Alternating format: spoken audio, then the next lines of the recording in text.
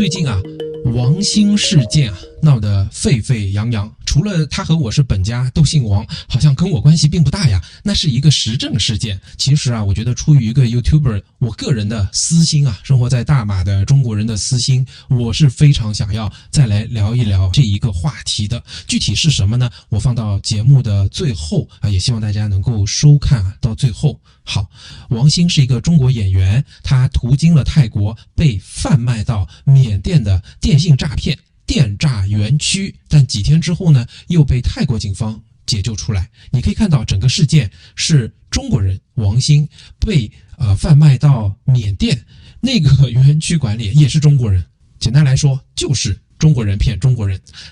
但他对泰国的影响很大，他就变成了一个冤大头。什么影响呢？泰国是一个高度依赖旅行的国家，这其中中国游客会占很大一个比例。他们本来预估在2025年中国游客要达到800万的人次，春节期间就因为这个王兴事件的出现对他的生意影响可能要达到10%到20%。你看，这是一个非常可观的数量我们还看到一些报道，有些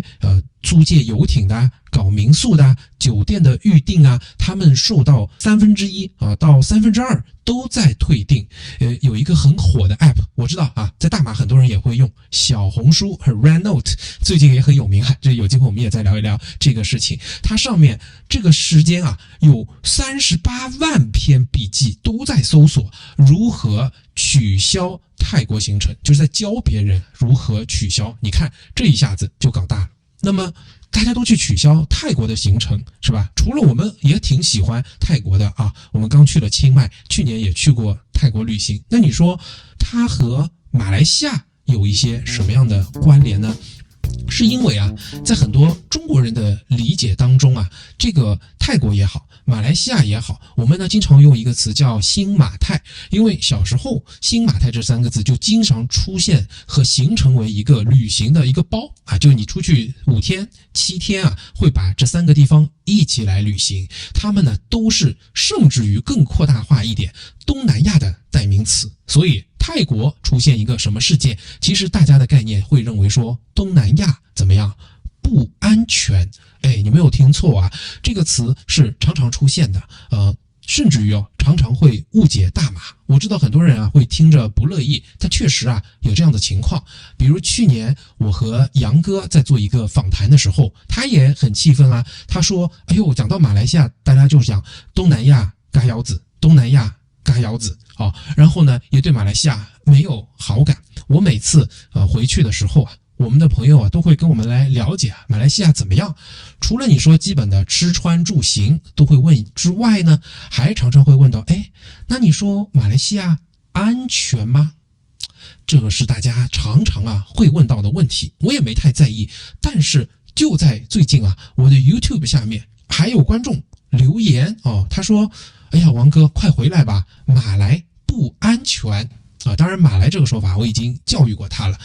我们抛开来看，为什么在 YouTube 上，在这个获得真相相对容易他的言论相对温和偏向准确的一个平台上面，还有人看了这么多的报道会要这样来提醒我呢？他为什么也会觉得马来西亚不安全呢？我想这也是部分形成我们今天这一集节目的原因，是因为泰国有问题，大家会觉得整个东南亚不安全。我既喜欢马来西亚，不用质疑，我也非常喜欢泰国，我们也经常去旅行，所以呢，我觉得有必要真的来说一说。你可能会觉得，这都是你们中国人搞出来的中国人爱说这个马来西亚不安全，泰国不安全，反正其他地方都不安全就你们中国最安全。我呢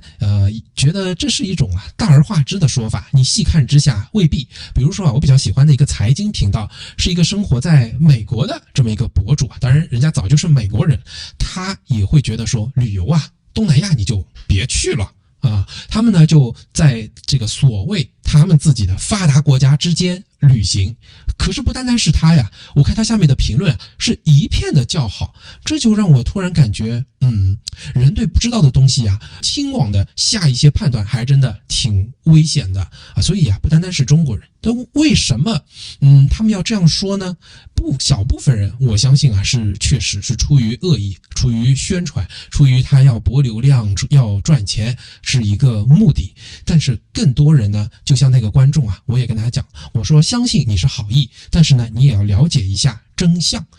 我相信绝大部分的人还是出于不了解，他对这个区域不了解，他对正确的信息不了解比如说即便我们生活在大马，总不会觉得泰国还不安全吧？那么我如果随便指一个地方是非洲的某一个地方的小国，或者在南美洲一个小小的国家，我们说你觉得那里安全吗？我相信很多人就不清楚了，对吧？比如说生活在大马，大家都会觉得日本的水产品，我不说大家是很多人还在告诉我说日本的水产品是不安全的。好，我不说这个事情的对与不对，但是我们把这个观点拿去问美国人，拿去问韩国人，甚至于拿去问日本人，我们会得到的结论是不一样的。好像这时候我身边认识的很多大马人觉得日本水产品的不安全，他和很多中国人的想法又是一样的。所以我还是要试图来化解这个不理解这三个字。那么有什么可靠的可以参考的来化解这个旅行的地区是否安全呢？我们专注在泰国，在东南亚旅行的安全这个字上面来说。首先安全的定义就是一种状态，这个状态呢是使你可以远离风险。好，那么我就看到很有意思的是，美国国务院有一个叫 TSA 的旅行建议的指标，而在中国呢，它的外交部领事司也早在2002年就推出一个旅行风险的安全提醒。有意思的是他们这两个系统都是把各个地方的旅行目的地分成了4级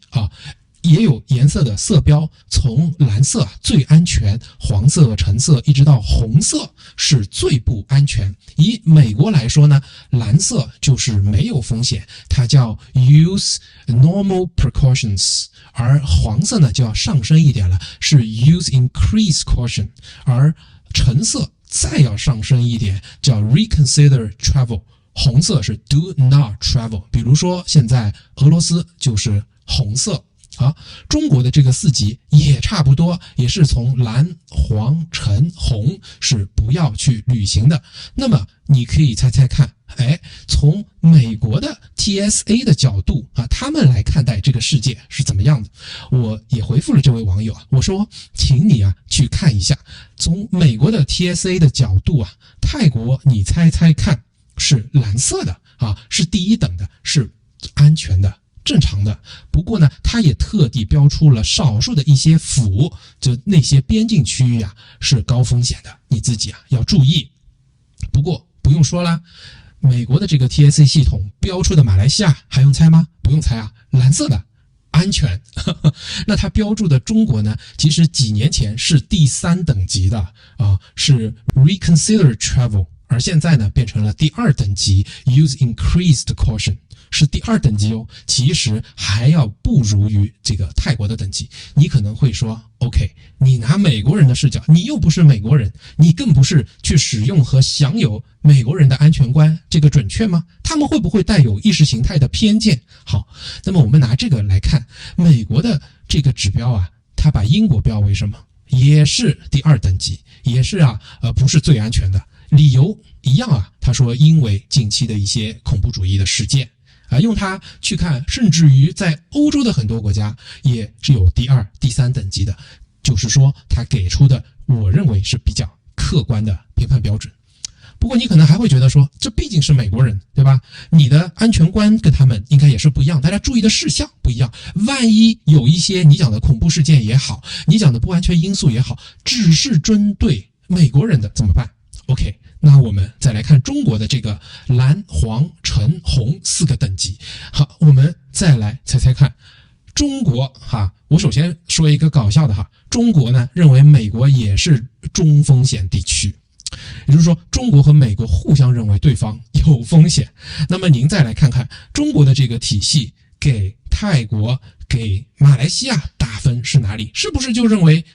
泰国就是 do not travel 是红色的呢？其实不是，恰恰在中国外交部领事司的这个旅行安全的提醒系统之中啊，泰国也是蓝色的，大马毋庸置疑也是蓝色的，风险事项里面什么都没写，一直是蓝的，纯蓝。不过它也说明了泰国的某些区域是有高风险的，这个定义和美国是一样。OK， 我们把这两个系统放到一起来比较，就会发现中国和美国互相认为对方有一些风险，但是中国和美国互相认为泰国和马来西亚是最高的蓝色的，完全无风险的。而且泰国呢，在某些边境区域那些府是有风险的，大家都提出来了。两个系统可能意识形态是不一样的，针对的人群是不一样的，但是除了他们给对方，他们给泰国和马来西亚给到的评价是一模一样的。OK， 讲回来，你说这个是系统，实际过去我还是要担心啊，万一我也被嘎腰子了呢？万一我也被掳走到电信诈骗园区了呢？每个人发生就变成10000倍的事情了，就不叫万一了，对吧？刚有讲到过啊，什么叫安全？就是为了避免风险。但是我想，大家有没有考虑过这个问题？究竟什么是风险呢？我有考虑过，我也想在这里啊谈谈看私人化的我的一些理解啊。所谓风险，如果你去查字典的话，它的准确的定义啊，就是一些坏事情发生的概率。对，就是坏事情发生的概率。也就是说，那些我所不希望的事情发生的概率高，意味着风险大，同时那么就意味着什么？不安全。我想啊，再来说一下，我对这个坏事情发生的不确定性觉得我非常不确定，那么就风险很高，就会不安全，就是这样的一个传导的逻辑链条。不过你可能会说，那么什么是风险呢？什么是这个发生的概率呢？我怎么知道？我恐怕不能知道我所不知道的区域呀，对吗？我觉得我们可以用它一个事情啊发生的程度有多大，发生的频率啊高不高，还有呢它影响的范围大不大，这样3个角度啊再来定义看看。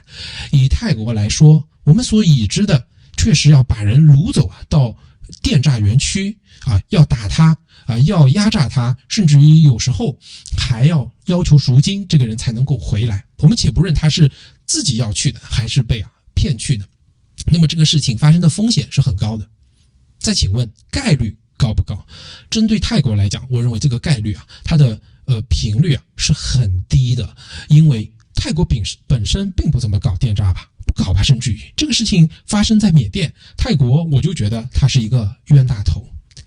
第3个范围呢，它只在特定的州和特定的府才会发生这样的事情。我想这也正是中国和美国的安全等级都把泰国仍旧是列为安全的旅游目的地啊，这是这样的一个原因。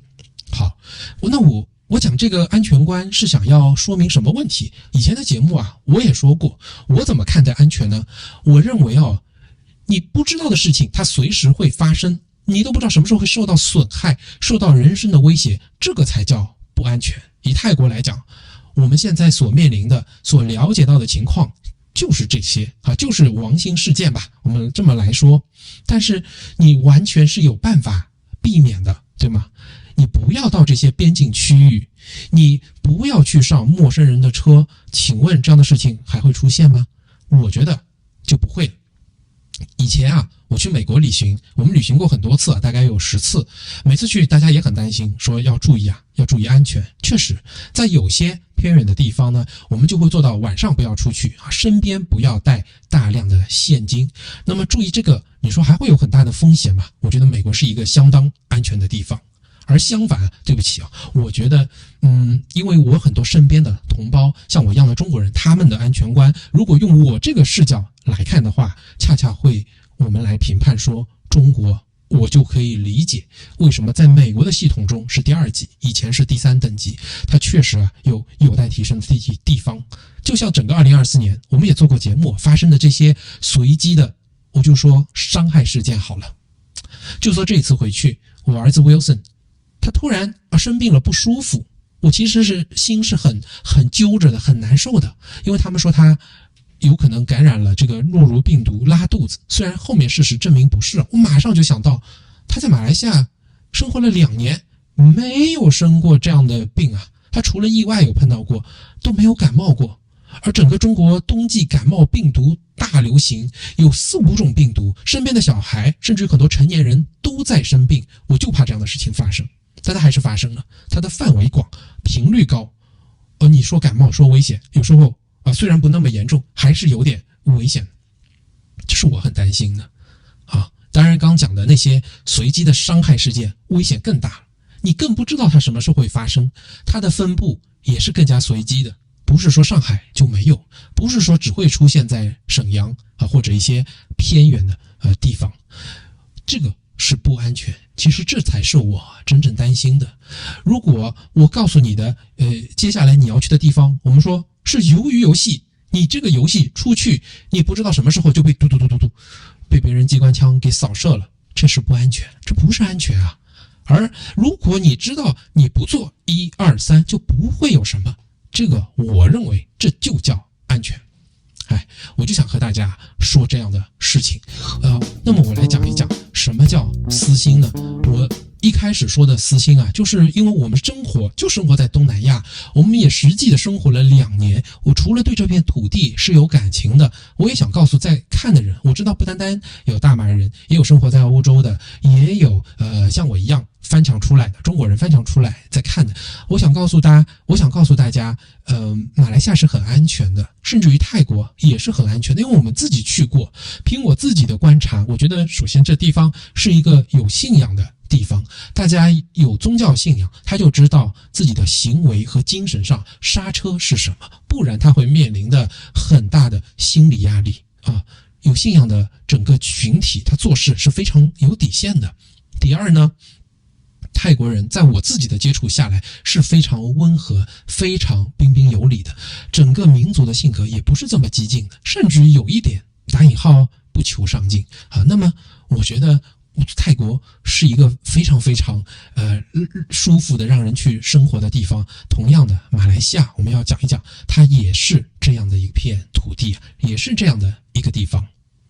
我的私心呢，还在于很多人呢，他只是获得的信息源不准确，都是别人告诉他这个事情的结论是这样的，他就信以为真了。我觉得呢，作为一个 YouTuber， 虽然我一再强调我们分享的是个人的主观的感受，但是既然在这里说话，还是有一点责任感，希望能够让看到的人了解多一种声音，了解多一个分析。您听听看，这样说有没有道理？有的话，或许您会重新看待这样的事情。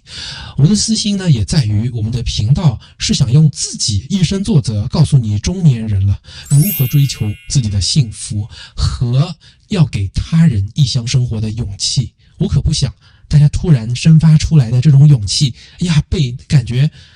东南亚不安全，泰国不安全，马来西亚不安全给掐灭了熄灭了，那个是非常可惜的。好，就说到这里，你有什么样的看法，我们也一起友好的讨论一下。